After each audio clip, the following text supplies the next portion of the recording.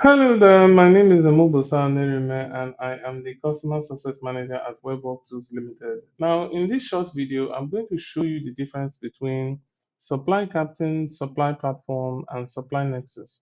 As a reminder, Supply Captain manages purchasing, supply, and inventory for food items. Supply Platform does the same thing for industrial items, and Supply Nexus does the same thing for food items and industrial items in one app. So let me open each of the apps to show you the difference between the three of them. As you see, all their interfaces look almost the same. It shows the requisition. There's a demo in Supply Captain, but there's nothing here on Nexus. So, but everything shows from the requisition to payments, requisition to payments, requisition to payments. So there are four menus here. There's a purchasing, there's supply, there's inventory here, and then there's administration. And it's the same thing, purchasing, supply, inventory, and administration. Purchasing, supply, inventory, and administration. So it's the same thing across the four, um, menus across the three different apps. But now let's talk about the differences. The first difference that you notice is, in Supply Captain on the administration side, you have kitchens here. So basically, kitchens are, where you cook the food. So at different stations, you have kitchens. So you just select the station and you add the necessary kitchens where food will be cooked after they are taken from the store. So for instance, if items are taken to be consumed, they're going to be consumed in a kitchen. So the kitchen is going to convert the goat meat and the rice to food. But now, if you come to supply, you see where that happens.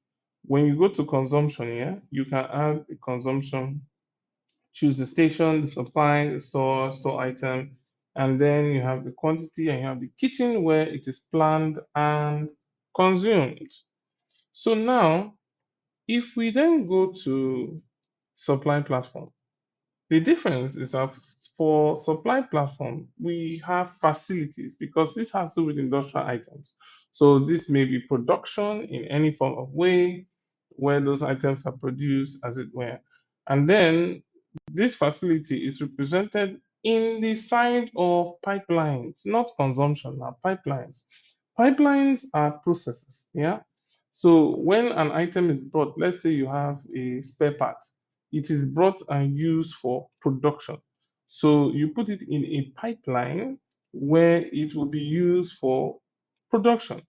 Now, a process can be planned or fulfilled. So that's the difference in supply platform.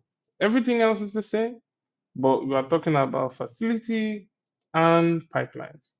Now let's go to Supply Nexus. Supply Nexus is an interesting one. It was suggested by junior employee, but it was something that we had to do because it became very needful. So instead of having different solutions and people choosing different solutions for their businesses, if your business has to do with food in the kitchen, if the items are taken to kitchens and items are produced, you may use Supply Nexus, which allows you to have kitchens and facilities. Okay. So what this means is that you can have items that are either consumed in kitchens or they are added to pipelines in facilities. So basically, you plan to fulfill the pipelines or you plan to consume the items in the kitchen. So you plan for the consumption, yeah? Or you plan for the fulfillment of the pipelines. So basically, that is the difference between the three apps. But there's one more thing you need to know. We added something special.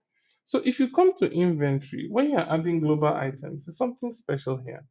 We have three different types of usage types for every global item in Supply Nexus.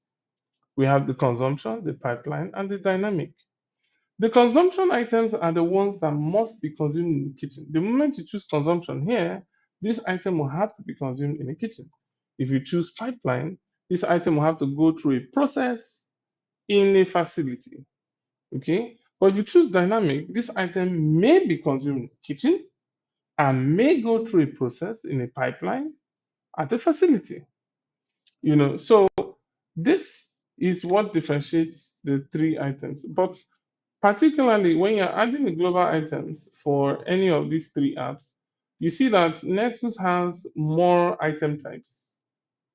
And then if you come to global items here, supply platform, there are more, like 6 item types.